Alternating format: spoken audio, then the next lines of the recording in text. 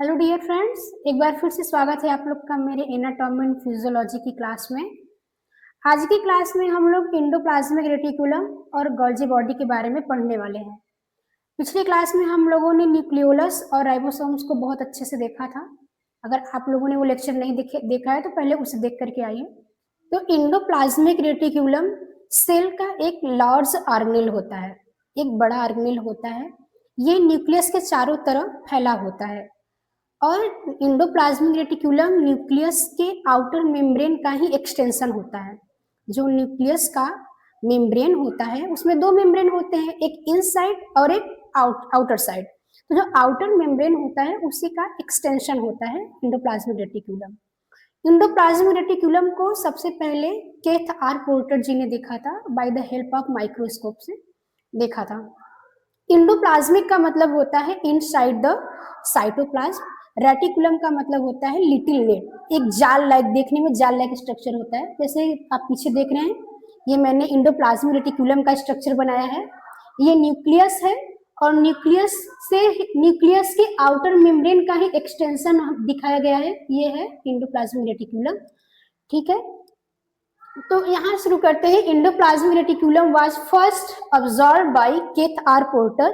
Kth R Porter ji ने देखा था by the help of electron microscope. और केथ आर पोर्टर जी ने देखा था, सबसे पहले ऑब्जर्व किए थे।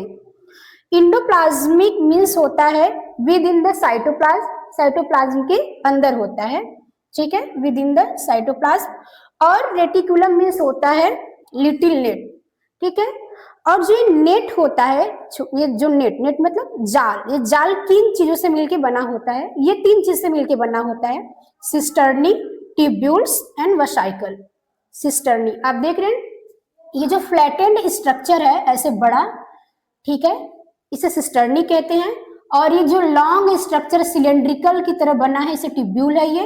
और ये जो स्फेरिकल स्ट्रक्चर है ये वसाइकल है। तो इन तीनों चीज से मिलके ये नेट जैसा स्ट्रक्चर बना रहे हैं, नेट लाइक बना होता है। जो सिस्टर्नी है ये फ्लैटेंड होता है, इसमें लिक्विड भरा होता है और इसे हम ल्यूमन कहते हैं, इसे हम ल्यूमन कहते हैं, ल्यूमन। इसमें लिक्विड भरा होता है और इस पे, इसके आउटर सरफेस पे राइबोसोम्स लगे होते हैं,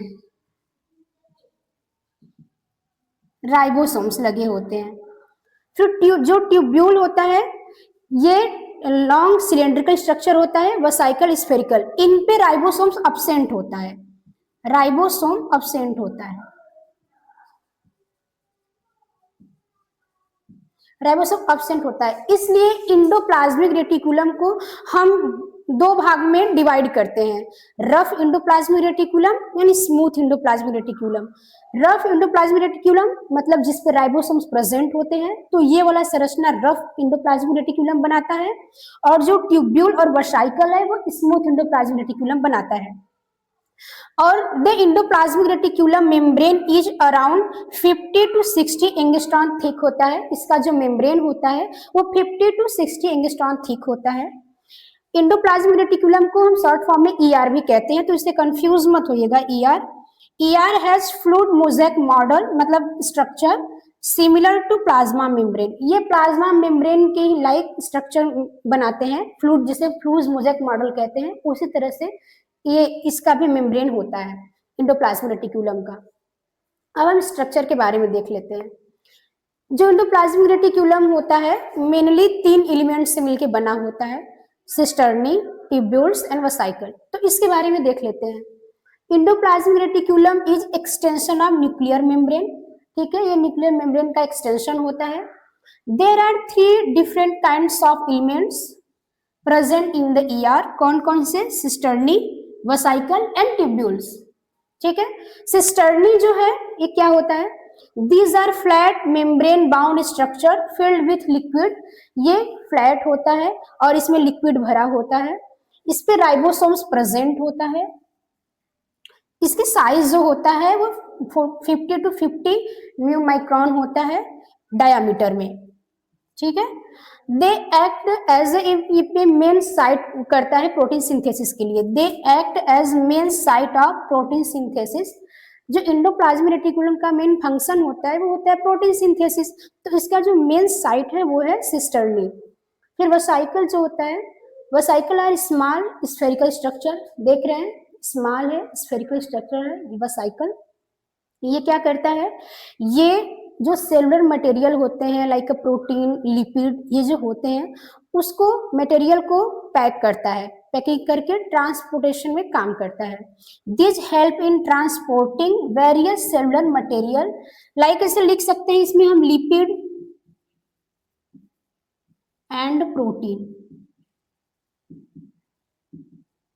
प्रोटीन में हेल्प करता है। ट्यूब्यूल्स क्या होता है, ट्यूब्यूल देख रहे हैं ये लॉन्ग सिलेंड्रिकल स्ट्रक्चर होता है ये, और इस पे जो नेटवर्क लाइक स्ट्रक्चर बनाता है, involve in extension and connection of the endoplasmic reticulum throughout the cell. ठीक है, ये क्या करता है कि ये कनेक्शन बनाता है। अब इसके बाद गोल्जी बॉडी होगी, तो जो इसमें प्रोटीन सिंथेसिस होता है, प्रोटीन बनता है, वो गोल्जी बॉडी में जाता है पैकेजिंग के लिए।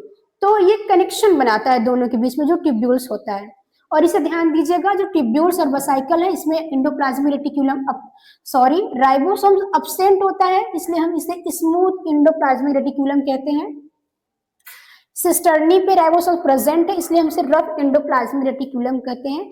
इन दोनों के फंक्शन अलग अलग होते हैं, रफ के और स्मूथ इंडोप्लाज्मिक रेटिकुलम के, दोनों के ही फंक्शंस अलग अलग होते हैं।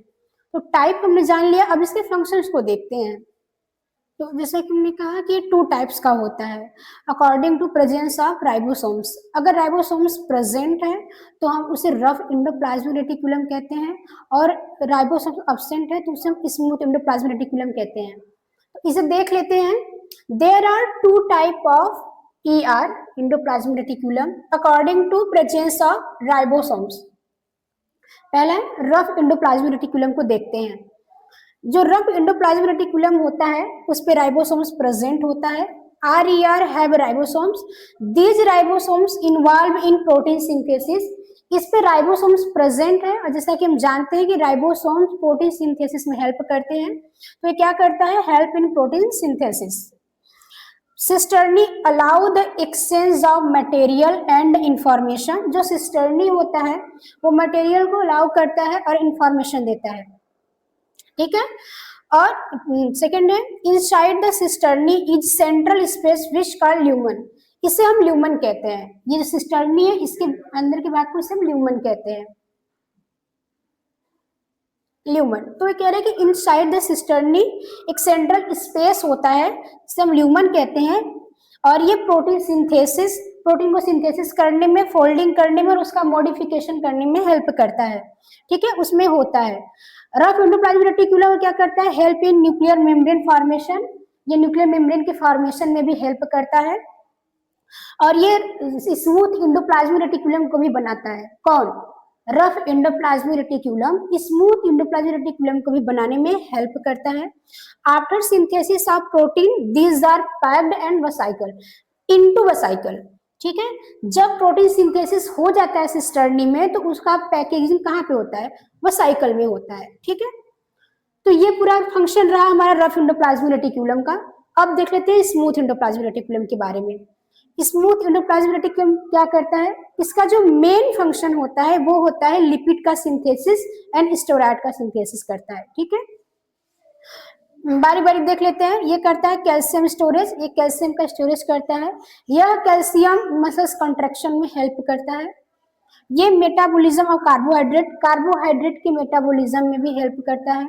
मेम्ब्रेन सिंथेसिस करता है, जितने भी हमारे सेल ऑर्गेनल्स के मेम्ब्रेन हैं उसे कौन बनाता है, स्मूथ इंडोप्लाज्मिक रेटिकुलम, ठीक है, उसके सिंथेसिस में हेल्प करता है। Synthesis of lipid and steroid, lipid और स्टेरॉइड के सिंथेसिस में भी हेल्प करता है। Help in detoxification of toxic drugs and substance, जो भी टॉक्सिक ड्रग्स हैं या कुछ ऐसे सब्सटेंस है जो टॉक्सिक होते हैं उसके डिटॉक्सिफिकेशन में हेल्प करता है स्मूथ इंडोप्लाज्मिक रेटिकुलम। तो हमने इंडोप्लाज्मिक रेटिकुलम में देखा कि इंडोप्लाज्मिक रेटिकुलम जो होता है वो न्यूक्लियर मेम्ब्रेन का एक्सटेंशन होता है, ठीक है। और इसे सबसे पहले केथ आर पोर्टल जी ने देखा था with the help of microscope. फिर हमने कहा कि जो इलेक्ट्रॉन, हमने जो कहा कि जो इंडोप्लाज्मिक रेटिकुलम होता है वो 3 मेन एलिमेंट से मिलकर बना होता है, सिस्टर्नी, ट्यूब्यूल्स एंड वेसाइकल। जो सिस्टर्नी होता है वो फ्लैटेंड स्ट्रक्चर होता है, उस पर राइबोसोम्स प्रेजेंट होता है, इसलिए हम रफ एंडोप्लाज्मिक रेटिकुलम कहते हैं। और जो ट्यूब्यूल्स एंड वेसाइकल होता है उस पर राइबोसोम अब्सेंट होता है, तो हम उसे स्मूथ एंडोप्लाज्मिक रेटिकुलम कहते हैं, क्योंकि इस पे राइबोसोम्स अब्सेंट होता है। हमने कहा जो सिस्टर्नी होता है उसमें जो अंदर का उसके भाग होता है उसमें लिक्विड भरा होता है, उसे हम ल्यूमन कहते हैं, उसमें प्रोटीन सिंथेसिस होता है। प्रोटीन सिंथेसिस होता है, उसका फोल्डिंग होता है एंड मॉडिफिकेशन होता है। जो ट्यूब्यूल्स है वो आगे चल के गल्जी बॉडी है, तो जो प्रोटीन सिंथेसिस हुआ है उसको फिर ट्रांसफॉर्म होता है गल्जी बॉडी के पास, तो एक वो कनेक्शन का काम करता है जो ट्यूब्यूल्स होता है। वसाइकल जो होता है, जो प्रोटीन सिंथेसिस हुआ है उस प्रोटीन का पैकेजिंग होता है उस वसाइकल में, वो फोल्ड होता है, उसमें पैक होता है। फिर हमने देखा कि according to presence of ribosomes endoplasmic reticulum two type का होता है, rough endoplasmic reticulum and smooth endoplasmic reticulum.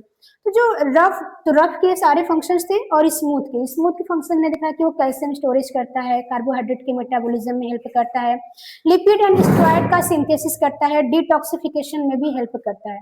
तो सारी बातें आज एंडोप्लाज्मिक रेटिकुलम के बारे में हो गया। तो आई होप आप लोग को समझ में आया होगा। अगर आप लोग को एंडोप्लाज्मिक रेटिकुलम अच्छे से समझ में आया है तो वीडियो को लाइक करें, चैनल को सब्सक्राइब करें और आगे की वीडियो के लिए वेट करें। आगे का हमारा टॉपिक होगा Golgi body and lysosome. Thank you.